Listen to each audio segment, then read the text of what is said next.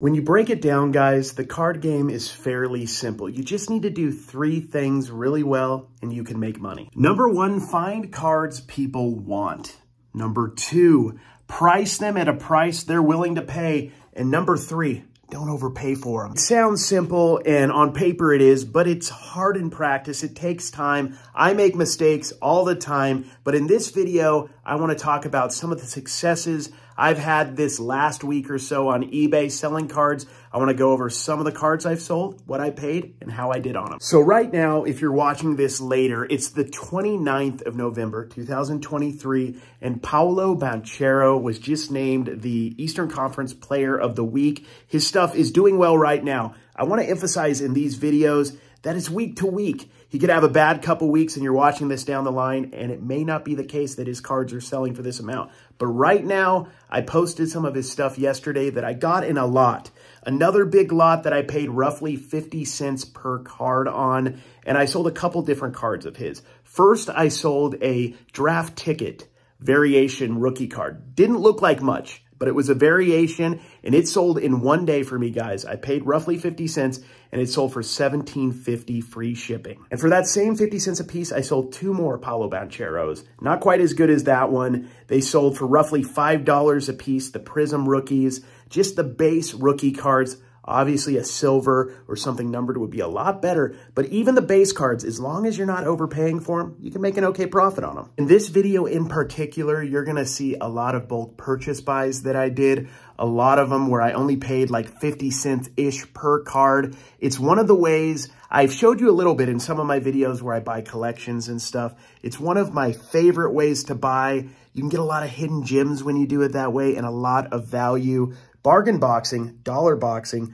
quarter boxing, 10-cent boxing is a lot of fun, therapeutic, but collections is a great way as well to get an amazing deal. And when you get that collection in, oftentimes you haven't seen all the cards. So it's kind of like going through a dollar box or a bargain box, but you just got it all. Sometimes cards sell just because they're kind of cool. When you've been doing this for a little while and you start to go through these boxes, through these collections, you start to get an eye for stuff that you just know. You might not understand why, but you know it has value just because the aesthetic is pleasing. This card right here was in a collection, the collection I got in Virginia that I got from my friend Mike. It was, in that collection, I don't know what I paid, 50 cents, 25 cents, $1. I'm not sure exactly what per card I paid, but that card was a Germaine Grom, like a little on card on a manufactured patch with the Bengals logo. I mean, he played at Oklahoma, so it could have went to a PC guy for him, maybe a Bengals fan, or maybe just somebody who likes that style of card. It was a good-looking card. It took me roughly like 3 or 4 weeks to sell. I had it in that collection, and like a lot of collections and buyouts that we do in this business, it sat.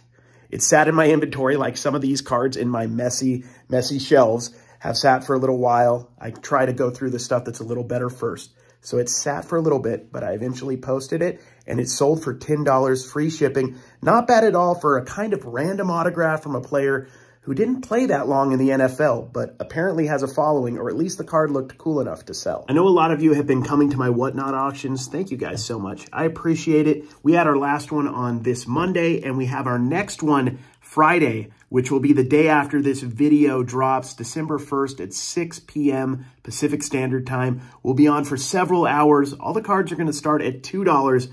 I got a big collection in, and I'm going to add even more stuff, so there's going to be a lot of great stuff.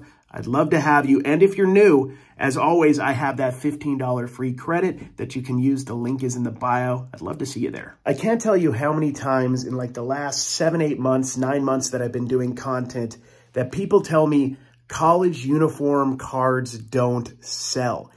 And a lot of times that's kind of true, but it's not always the case. Sometimes they still sell really well. One case is when nowadays, when the college player can have a card and they're still in college, those cards are going to sell great up until when they have, NFL jersey stuff. But even then, if it's a good enough player and you get the card at a good enough price, you can make a good profit. The key is not overpaying for a card like I did on this. I got this CJ Stroud Draft Prism rookie card, silver, in a collection, another collection that I paid roughly 50 cents per card on. It was a great looking card, but it was a college card, which On the surface is a lot less desirable, but still desirable. There's still a market for it. It sold really fast for me. It only took a couple days. I got a lot of offers. I had it up at $20, free shipping, and I eventually, after some negotiating, sold it for $16.75, free shipping. So I paid right. I didn't overpay. That's so key, guys. Remember this, the market's changing all the time. Check your comps, see what it's selling for right now. And if you are able to sell it at a profit, I would move a lot of these cards as fast as possible. If you pick up a card for $2, if you pick up a card for $5, you post it for $30 and somebody offers you $20, take the 20 and run. Also, guys, when you're listening to us guys on YouTube talking sports cards and flipping, take everything we say with a grain of salt. A lot of the stuff I do might not be what you want to do, might not even work for you. This is what I do. And honestly, it doesn't always even work for me, but I really like this philosophy of churning and burning cards. Fast nickel over slow dime. I try to flip over a nickel over and over, several times hopefully, before I can maybe sell one dime card. But in a perfect world, I might even have a mixture of both. A lot of fast nickel and a few slow dime cards. It's what I'm trying to build. And overall, as time goes on, I'm kind of straying away. You know, I'm kind of famous, especially on like Trash to Cash. If you guys listen to my podcast, my reselling podcast with Commonwealth Picker and Dave, I'm known for being the $1.50 card guy. And I like selling cool cards that are cheap like that, but I'm straying away from that, honestly, a little bit myself. I'm trying to get more into the $5, $10, $15, $20 cards, free shipping. I know that's not high end, but to me, you know, it's pushing it. And then each sale, all the effort I put in, I get a little bit more for it. But even so, I don't see myself probably ever being somebody who's selling $500, $800, $900, $1,000 cards. But I could see myself in the very near future selling a lot of, you know, $5, $10, $20 cards like I am right now, and even more $50 and $100 cards quite often. So you may have noticed on a couple of these videos where I talk about what's sold on eBay card-wise, that I've sold a little bit of college basketball stuff. I feel like still it's kind of overlooked, and if you buy right, you don't overpay, there's a little bit of profit to be had on a lot of these cards. I picked up this Kalel Ware. He plays for Oregon. He's a guard, I think. I was going to say center, but I think he's a guard. And I paid $5 at 702 cards. So for me, kind of paid up a $5 card. And it sold in just a couple days for $12 shipping. Now, that's not a huge profit. After fees, I made like $3, $4. But I'll take that, especially if it's fast. You know, making 60, 70% profit on a card that I feel like a lot of people would overlook, but there's profit in that. It would be great to find it at $1 or like 50 cents or $2, but at $5, that was probably the precipice of what I'd be willing to pay, but it sold pretty fast, so I can't complain. I do want to tell you guys about something I'm pretty excited for. Me and my buddies, Kevin the Commonwealth Picker, some of you may know his YouTube channel, and ADH Dave, he does a flipping and picking channel on YouTube. We're also all over the place on Instagram, TikTok, and everything. We started our own platform together. It's called Dibit. And we just started it the other day. I, of course, am focusing mostly on sports cards there, but there are comic books, there's action figures, all sorts of collectible stuff that the three of us dig. If you don't know like the history of us three, we're on a podcast together, Trash to Cash. We've been doing it for me and Dave have been on the podcast for 2 years, and Kevin joined pretty early on in the podcast history. We started this platform. I'm super excited, guys. I would love for you to go join it if you don't mind. Check it out. I'm going to have a lot of cards there. There's going to be some collectibles. There is some room for some sellers, especially sports card sellers. I would love to have a few people more that do single cards, and also a few people who are interested in doing breaks. What I'm going to do is continue to do whatnot for my single card auctions.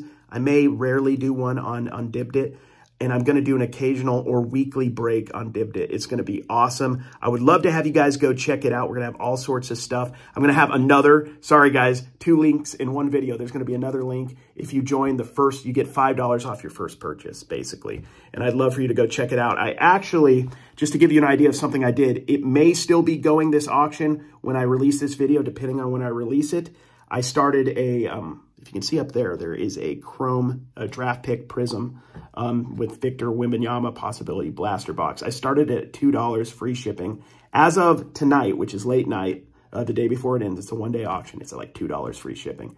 It'll probably go near what it's worth. I don't know. Maybe it'll go really cheap. Go check it out. You can bid on that if you like. I'm going to do those a lot, just kind of fun, hopefully to get you guys excited about the site. Also, a cool little aside, I talked with Gaby's Card Stacks yesterday. He signed up for Dibit, so he should be posting some stuff on there to sell, so go check out his stuff as well. So I had never seen this parallel of Prism card when I've been looking through dollar and bargain boxes, but it caught my eye when I saw it at 702 Sports Cards.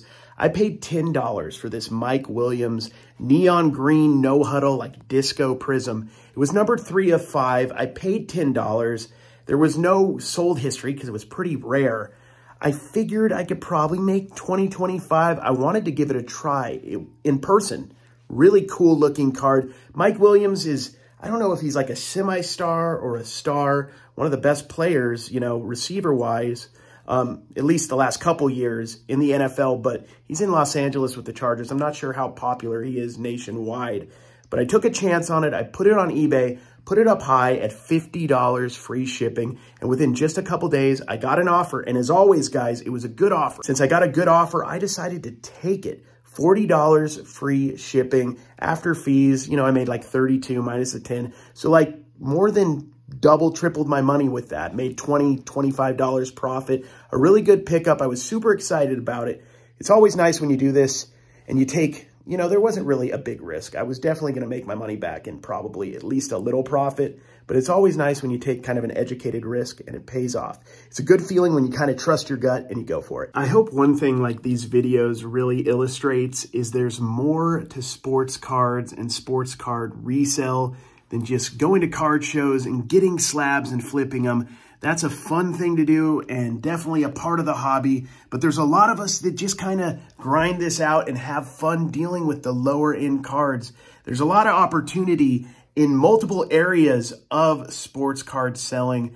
I love what I do. This is a lot of fun. It's always evolving, always changing. I try to challenge myself. I mean, I focus a lot on eBay. That's been my favorite place to sell for over a decade. Whatnot in the last, 2.5 years or so, I've really enjoyed selling there. And I'm excited to start this new adventure with Dibit, and I hope you guys will take a chance and look at it, join, and even possibly sell. I appreciate you guys all watching, and we'll check you next time.